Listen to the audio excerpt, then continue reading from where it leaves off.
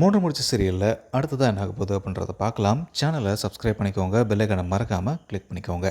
அருணாச்சலம் சுந்தரவல்லியை பற்றி கரெக்டாக கெஸ் பண்ணி தான் சூர்யா கிட்ட போயிட்டு நாளைக்கு ஒரு நாள் நீ குடிக்காமல் நந்தினி கூட இரு அப்படின்றத கேட்டிருக்காரு.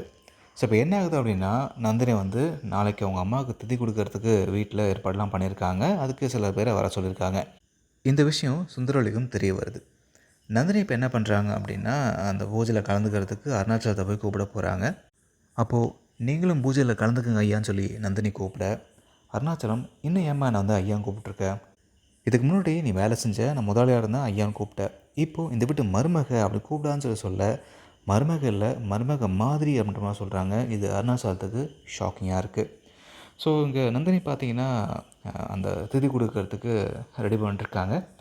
அப்போது அங்கே வந்து சுரேகாவும் மாதேவியும் பார்த்தீங்கன்னா நந்தினியை தென்னமட்டை என்ன பண்ணிட்டுருக்கேன்னு ரொம்ப எடுத்துகிட்ருக்காங்க. கரெக்டாக நம்ம அருணாச்சலம் அங்கே வந்துடுறாரு. வந்துட்டு நந்தினி ஒன்றும் இந்த வீட்டு வேலைக்காரி கிடையாது, அவள் இந்த வீட்டு மருமக, ஒழுங்காக நடந்துக்குன்ற மாதிரி செம்மையாக மிரட்டி விட்டுறாரு. ஸோ உடனே இந்த சுரேகாவும் மாதவியும் பார்த்தீங்கன்னா நேராக போயிட்டு சுந்தரவல்லிக்கிட்ட பற்ற வைக்கிறாங்க. சுந்தரவல்லியும் இந்த நந்தினி இங்கே ஒரு கொசுறு இங்கே வந்து பூஜை பண்ணுறாளான்னு சொல்லிட்டு வேக வேகமாக அதை கலைக்கிறதுக்கு போகிறாங்க. ஆனால் பாவம் அங்கே சூர்யா இருப்பார் அப்படின்ற விஷயத்த இவங்க கெஸ் பண்ணியிருக்க மாட்டாங்க. இப்போ வேக வேகமாக மாடிக்கு போயிட்டு செம்மையாக மொக்க வாங்க போகிறதுனோ இந்த சுந்தரவல்லி தான். சூர்யாவும் சும்மா சொல்லக்கூடாது, சுந்தரவல்லி வெறுப்பேற்றுறதுக்காக தான் அவர் இப்போ குடிக்காமல் இருக்கார். சுந்தரவல்லியை போக சூர்யா வந்து செம்மையாக சுந்தரவல்லியை வெறுப்பேற்ற போகிறாரு.